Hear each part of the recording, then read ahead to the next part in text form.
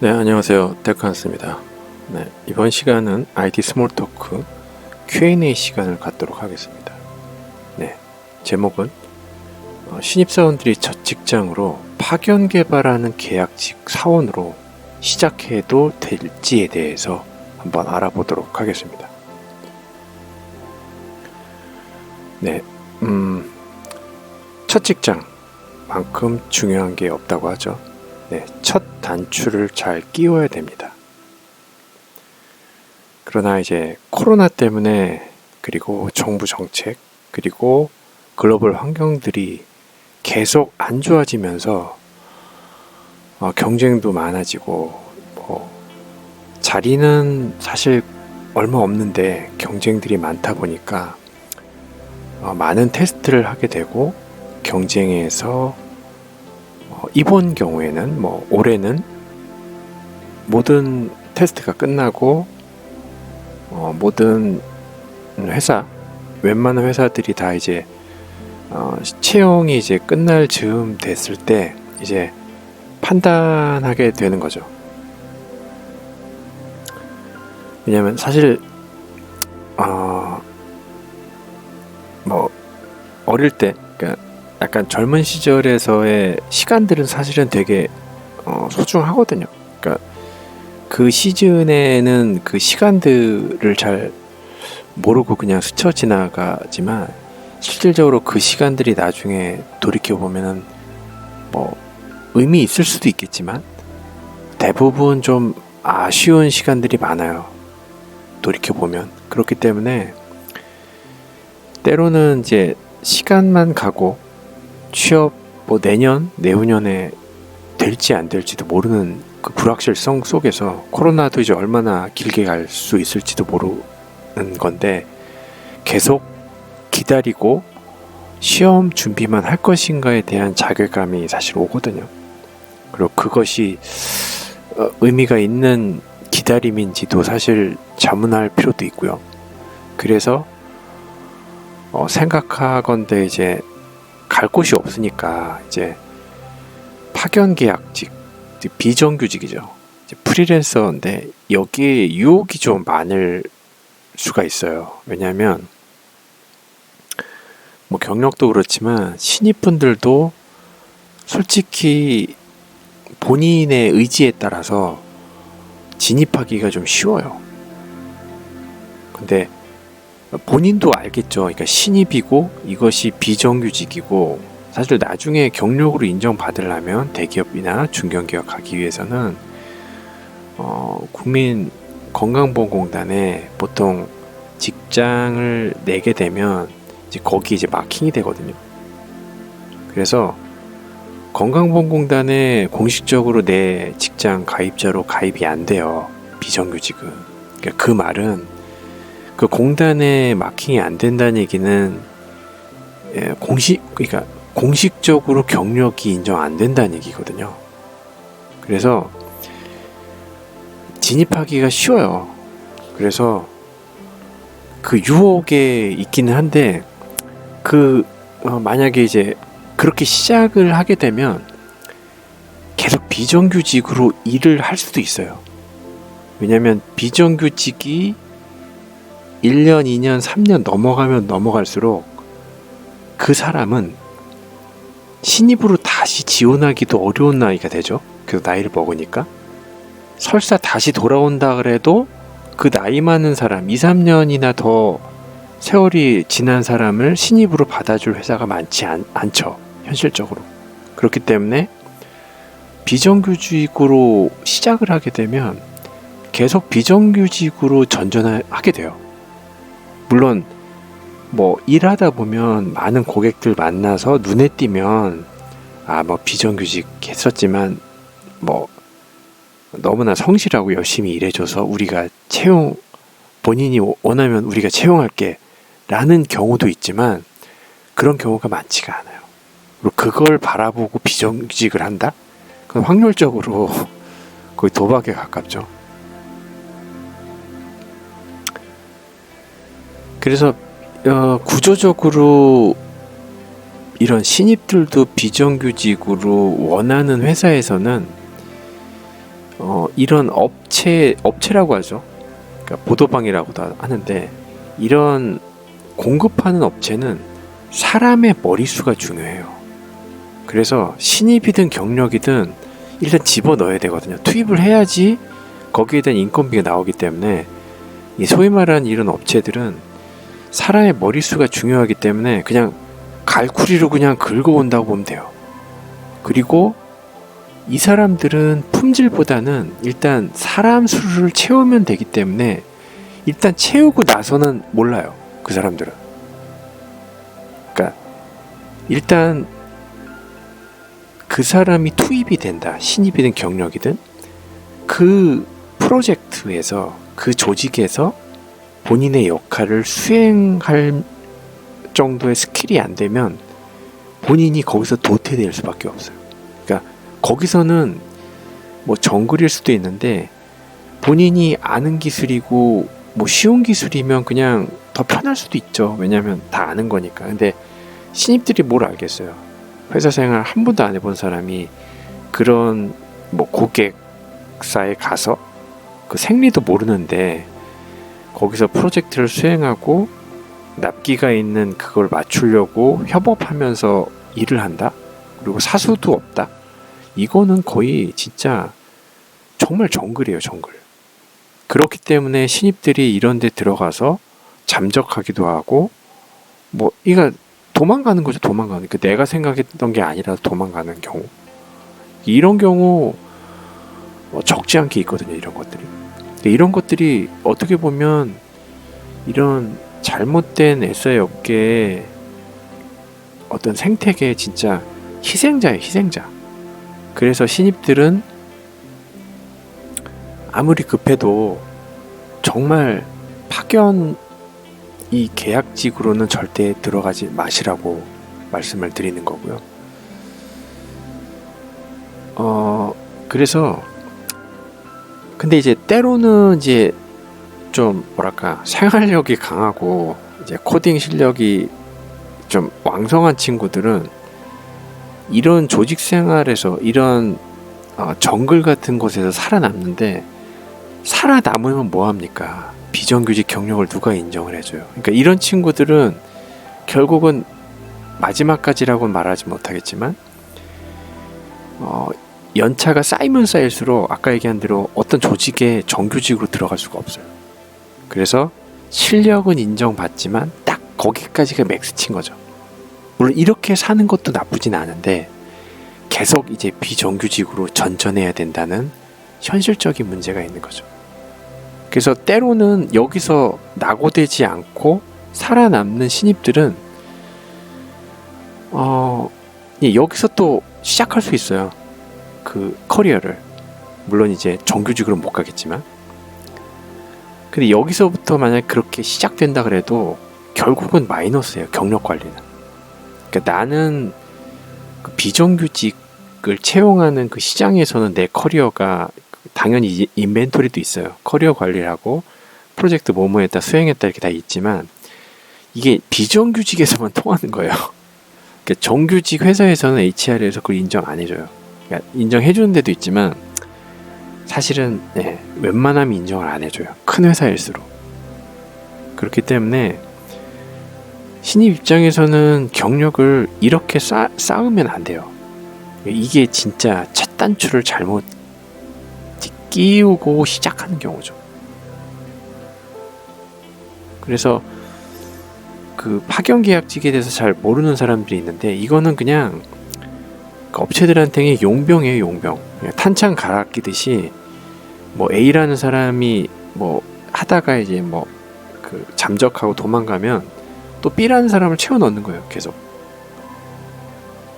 그러면서 이제 거기서 살아남는 사람은 이제 같이 가는 거죠. 물론 이제 이렇게 악의적으로 경력을 투입해야 되는데 또는 초급을 경력자죠.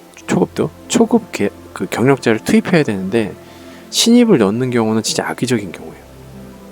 그런데 이런 파견 회사도 왕왕 있기 때문에 그 리스크를 안고 정규직이 아닌 파견직으로 간다는 거는 이런 악의적인 상황에도 들어갈 수 있다라는 거예요. 근데 이제 보통 불쌍한 게 이제 신입분들이 이렇게 들어가게 되면 이제 계약, 뭐 도급 계약서 같은 걸 쓰거든요. 쓰면은 그게 사실은 소송으로 될 수도 있어. 소송으로 번질 수도 있어서 정말 안 좋게 되면 정말 비극이 시작될 수도 있는데, 그런 게 무서워서라도 뭐 5개월, 6개월 이렇게 해서 프로젝트를 겨우, 뭐 사실 프로젝트 수행한 것도 아니죠. 그냥 그 옆에 뭐 사수나 선배 같은 거 이제 따라가면서 이렇게 뭐 이렇게 보조 역할을 하면서 이제 겨우 수행을 해서 5개월, 6개월 이제 지나가게 되기도 하는데, 그럼 뭐 합니까?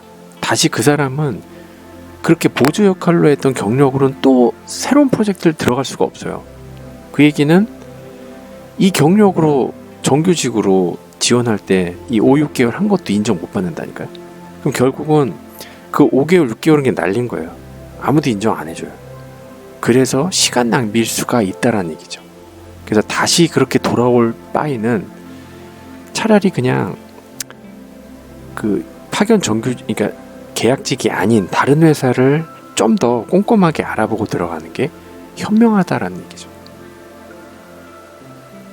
그래서 아까 얘기한 대로 악의적인 파견 회사에서는 이런 신입들을 초급 개발자 인력 수급으로 해서 투입시키는 거예요. 그리고 신입 개발 인력에 돈을 받는 게 아니라 파견 업체에서는 초급 개발자의 인건비를 받아서 신입한테는 이제 신입 개발자를 주고 나머지는 뭐 자기가 이제 취득하는 걸로 해서 이제 부를 늘리는 그런 업체들이 있어요. 그러니까 엄연히 피해자는 신입 지원자죠. 신입 비정규직 지원자가 돈은 받지만, 당연히 돈은 받겠죠, 월급은. 그리고 신입 월급 다른 정규직보다 많이 받을 수도 있지만 그건 그때일 뿐이에요. 예. 커리어도 안 되고 경력 관리도 안 되고 가서 보조 역할만 할 거고, 그리고 6개월 후에 5개월 후에 나와서 또 다른 프로젝트를 들어갈까요? 신입이 또 보조 역할을 하고, 그 경력은 경력 쌓이지도 않고 월급은 쌓이겠지만 결국은 파견업체 사장을 배불리는 역할을 하는 걸 수도 있어요. 그러니까 굉장히 나쁜 생태계죠, 그 자체가. 그러니까 신입 입장에서는 취업하기 어려워서 파견업체라도 가서 매달 월급은 받는데, 물론 이것도 이제 이런 월급 밀리지 않는 회사인 경우예요. 왜냐하면 SI 업체는 대부분 명세하기 때문에 이 업체도 이제 1차, 2차, 3차가 있어요. 이건 뭐 나중에 말씀드리겠지만, 고객 밑에 하청회사가 여러 군데 있는데 그 여러 군데 한 군데, 그러니까 3차 하청회사의 신입을 비정규직으로 채용한 경우에요. 만약에 예를 들어서 그러면은 이 3차 업체는 돈이 보통 없어요. 영세하기 때문에 고객이 뭐 중도금이나 선수금 같은 걸 주지 않으면 돈이 없어요. 그래서 이게 이제 피라미드 구조처럼 돼 있어서 이제 1차 협력 업체에서는 이제 나름대로 규모가 있기 때문에 돈이 있겠지만, 사실 고객이 돈을 내려주지 않으면 사실 1차에서 돈을 2차나 3차 업체한테 돈을 내려보내질 않아요. 그 말은 이런 영세한 2차, 3차 업체에 모르고 비정규직으로 들어가게 되면 임금이 체불이라고 해야 되나요?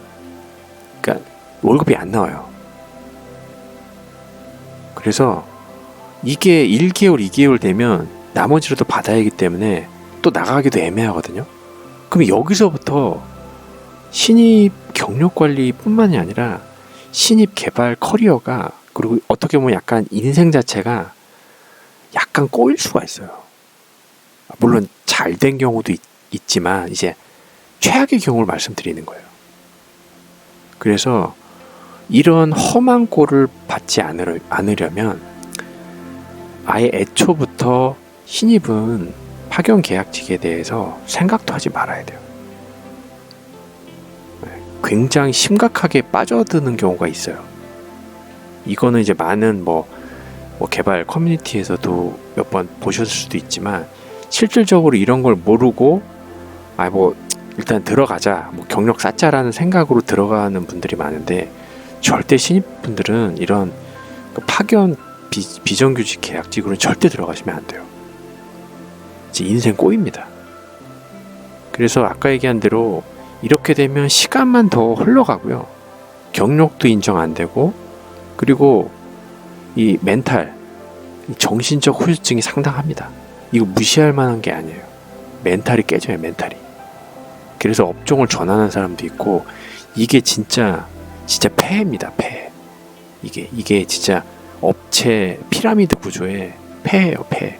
그 폐해를 신입들이 정말 개발이 좋고 테크가 좋아서 3년, 6년, 뭐 대학까지 합하면 8년, 10년 이상 공부해서 겨우 이제 세팅을 하고 이제 돈 벌어서 이제 부모님께 돈도 이제 첫 월급 드리려고 이제 마음 먹고 이렇게 왔는데, 이런 말도 안 되는 비정규직에 들어가서 이게 소위 말하는 개고생이에요, 개고생. 그래서 근데 이렇게 많은 정보들이 있고 이렇게 얘기를 하는데도 실제로 들어가시는 분들이 또 있어서 좀 답답한 마음인데, 그러니까 기다리기 어렵더라도 이런 큰 회사, 그러니까 여기 나와 있듯이 시간은 가고 취직이 안 된다고 하면 네, 어렵죠. 상황은 어려운데 그 중에서도 본인이 조금 필터링해서 들어갈 수 있는 데를 좀 찾을 수가 있어요. 그래서 일단은 큰 회사는 일단 지워버리고 다시 이제 규모를 좀 낮춰서 중소규모의 회사인데 기술 지향적인 회사를 찾는 거죠. 그래서 정규직을 반드시 확인하고요. 물론 정규직이라 그래서 다 안심할 수 있는 건 아니에요. 그래서 기술 지향적인 중소규모의 회사를 찾을 때 몇 가지를 이제 가이드를 드릴게요. 일단 첫 번째는 종업원 수, 즉 사원 수를 확인하세요. 보통 이제 그 취업 사이트를 통해서 지원할 때 이제 어느 정도 회사에 대한 이제 그 기초 정보를 이제 물론 이제 다 똑같은 건 아니겠지만 대략 거짓말로 넣진 않아요. 그래서 거의 다 맞기 때문에 최소한 종업원 수를 아무리 작다고 하더라도 20명, 최소 20명 정도 이상의 회사에서 찾아라 라는 얘기를 해주고 싶고, 10명 안 되는 규모는 일단 좀 추천드리지 않습니다.